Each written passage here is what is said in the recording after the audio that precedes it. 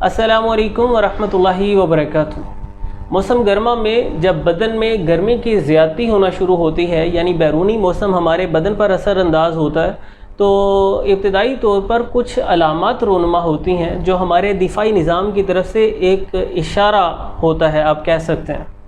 ऐसे में अगर बरवक्त सही इक़दामात कर लिए जाएँ तो हम सेहत से मुतल्लिक़ कई एक पेचीदगियों से महफूज रह सकते हैं। अगर उन अलामात को जो हमारा बदन जिनके ज़रिए हमें बता रहा है, इजहार कर रहा है कि मुझे आपकी तवज्जो की ज़रूरत है, अगर उन अलामात को नज़रअंदाज कर दिया जाए तो कई एक संगीन मसाइल से वास्ता पड़ सकता है, जो कि बिल्कुल भी अच्छी बात नहीं है। तो आज की ये वीडियो इस नुक्ता नज़र से काफ़ी अहम है। कुछ ख़ास चीज़ें मैं आपके सामने रखूँगा इंशाल्लाह, जिन्हें ख़ुद भी समझिएगा और दूसरों तक भी पहुँचाइएगा। इंशाल्लाह आप बहुत सारे मसाइल से महफूज रहेंगे और बहुत सारी परेशानियाँ जो कि बन चुकी हैं उनसे निजात मिलेगी। कुछ ग़िज़ाई हिदायत भी आपके सामने रखूँगा, एक शानदार नुस्खा भी बदन के अंदरूनी टेम्परामेंट को मेनटेन करने के हवाले से आपके सामने रखूँगा।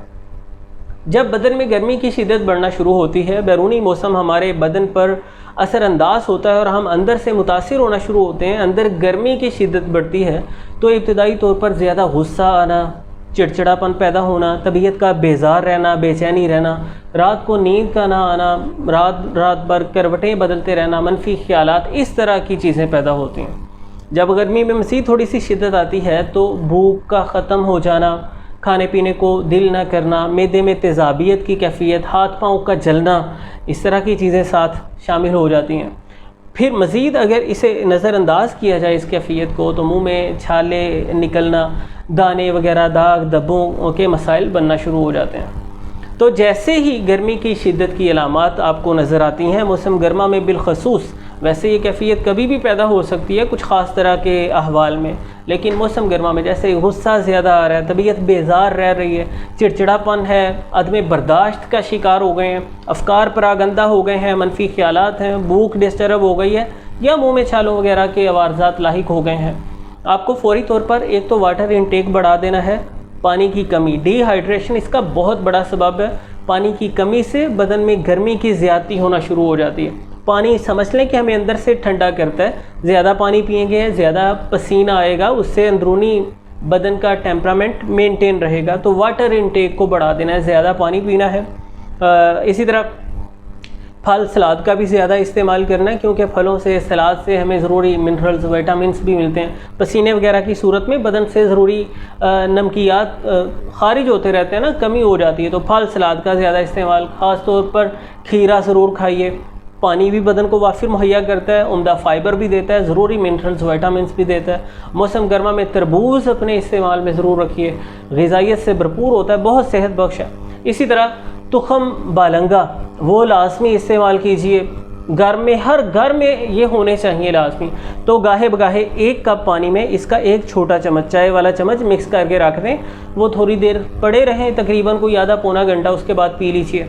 ये आपको हाइड्रेटेड रखता है, अंदर खुश्की नहीं होने देता, गर्मी नहीं होने देता, डाइजेशन को भी ठीक रखता है, निज़ाम हज़म को भी बेहतर रखता है।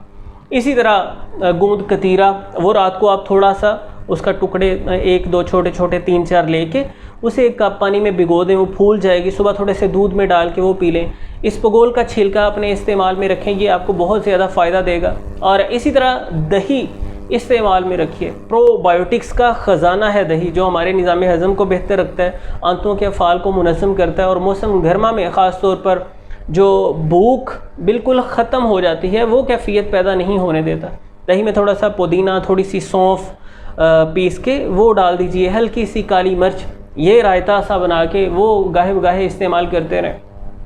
और इसी तरह जो ख़ास आपको ख्याल रखना है, तली अशिया, तेज़ मिर्च मसाला, मुरगन ग़िज़ाओं से गुरेज़ कीजिए।